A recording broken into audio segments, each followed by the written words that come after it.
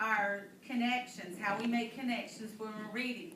Good readers make connections for what reasons? What do they make connections for, Emmanuel? Text yourself. But why do we make connections? Why would we make connections when we read? Why, Dariana? Because they know that something in a movie that they're reading a book about. They had heard that what they're doing. Okay, so but why? Why are we making connections? Why do good readers make connections? Dylan? I think they make connections or like say if they see it one time, they make a connection and see if it's the same. But if it's the same, they'll make like some type of connection. Okay. Tamia, why do good readers make connections?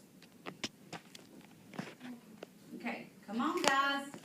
Because sometimes when you make a connection, it's like the character is something that you know about or that you can do something like that. Okay, good. Okay. It's like a connection is something they can think about, do stuff and think about it, and you can think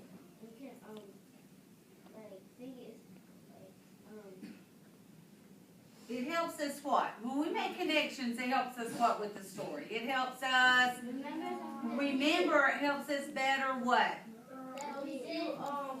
Right. It helps us better understand the story. And the three types of connections we have are what? Text to text, text to self, and text to world. Well, I am so excited because this weekend I found a story.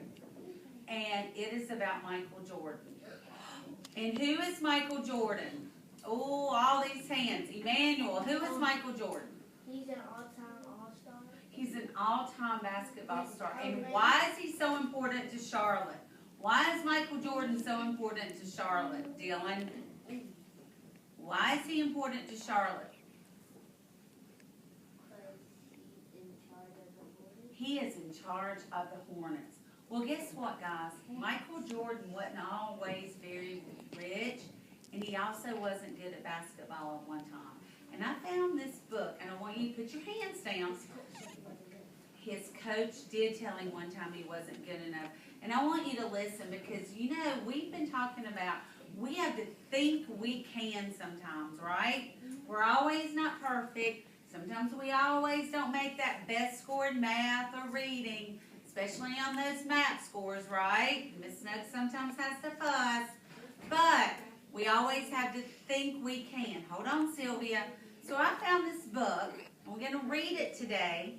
And then after we read it, we're going to make some connections. And then we're going to write some goals, okay? So here we go. This is called Salt in My Shoes. Put your hands down and you're going to have to listen first, okay? All right. Salt in My Shoes. It's kind of a weird kind of title, isn't it? It's called Salt in My Shoes. Michael loved to play basketball. Every Saturday, he followed his older brothers, Larry and Ronnie, to the park, hoping they would let him play. And if one of the guys who usually played with them didn't show, but they always did, they would let Michael play. But there was one problem, and his name was Mark. And he was the tallest boy on the court. What's the matter, Mikey? You too short? Mark flapped his arms in Michael's face. Over here, shouted Larry. But when Michael threw the ball, Mark's arms. For this to work, the most important things you have to do is be patient and listen. Let me read that one more time. Be patient and listen to what I tell you and say your prayers every night. Listen carefully. Michael shook his head. Okay, Mama, I'll be patient. But what does saying your prayers have to do with it? So I'm not going to read the rest. I'm going to get to the back, okay? Because here it goes. And you see she's sprinkling salt.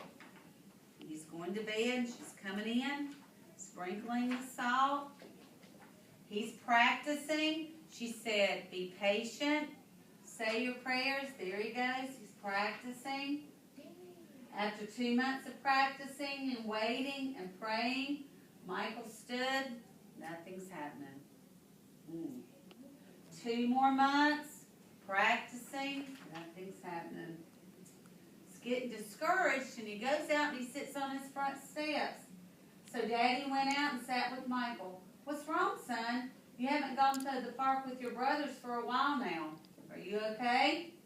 Michael didn't say anything at first. Then he looked at Daddy and said, I thought it would at least be a few more inches taller by now. I did everything Mama said. Nothing happened. Michael, why do you want to be taller? Daddy asked. If I were taller, I would be a great player, and I could help our team win. But if you were a great player, son, and you would already have everything it takes to be a winner right here. And where does his dad point? To his heart.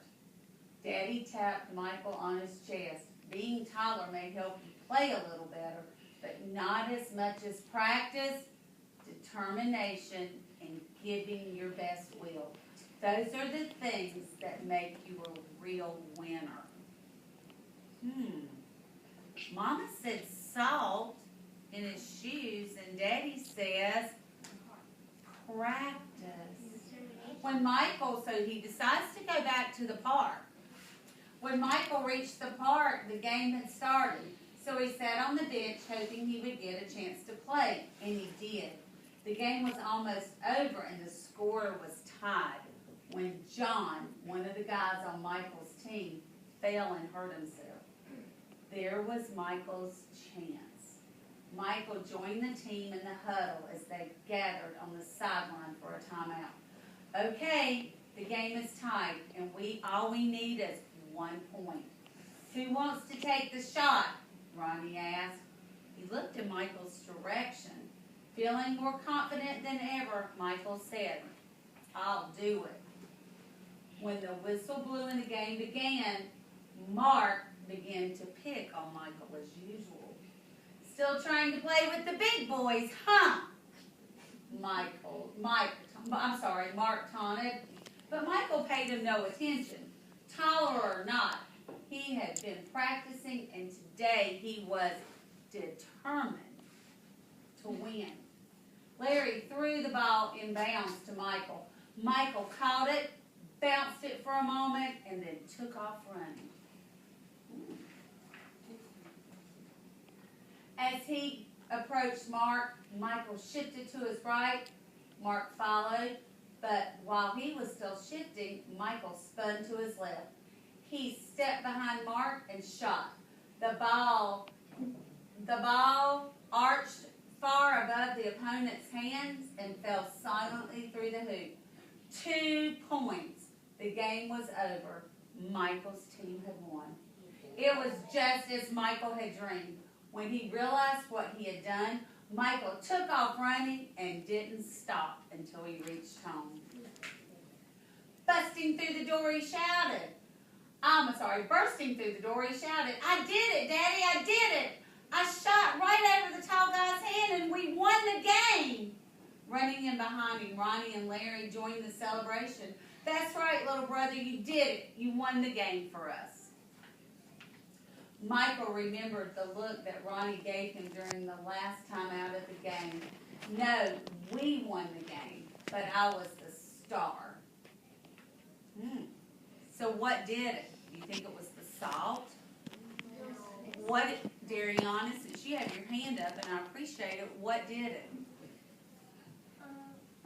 What won the game? Practice.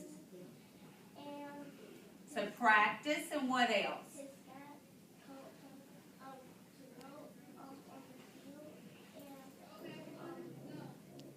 So you're saying practice and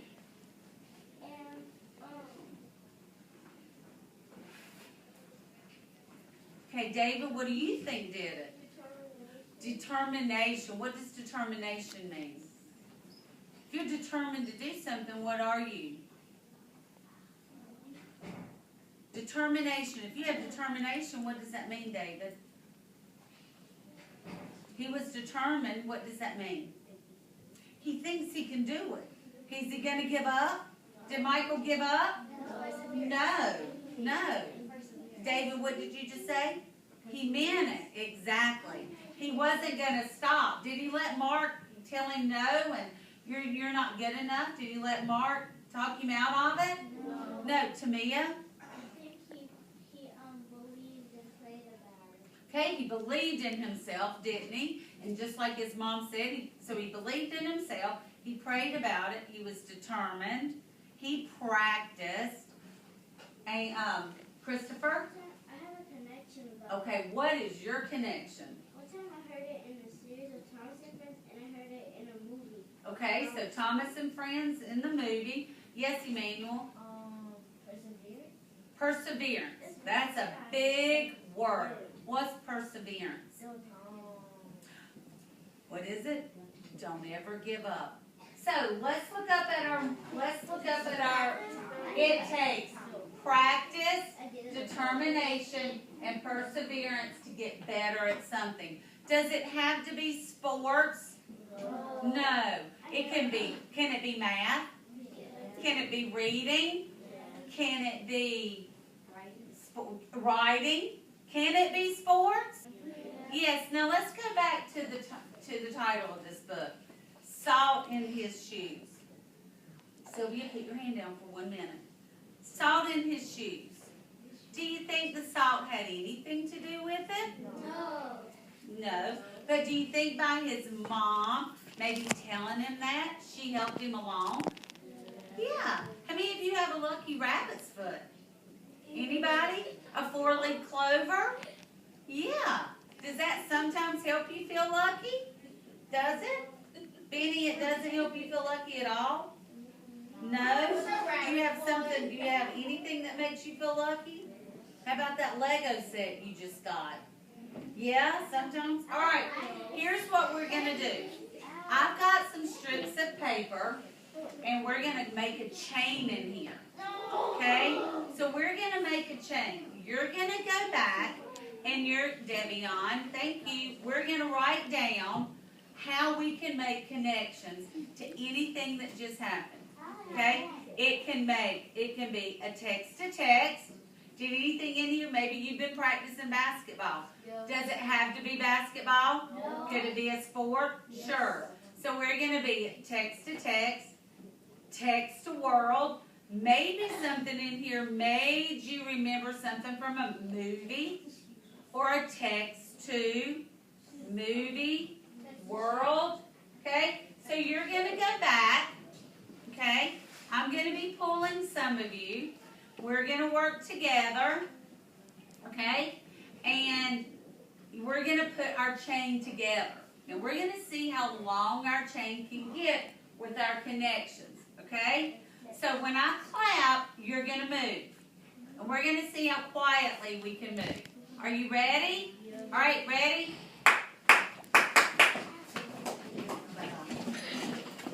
I'm going to pass out the chains. Benny, you can sit right here.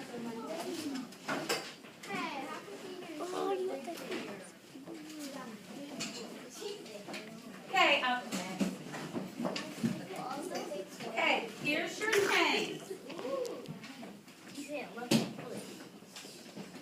I want you to stop and think of any connection you might have with Michael Jordan and the salt in his shoes.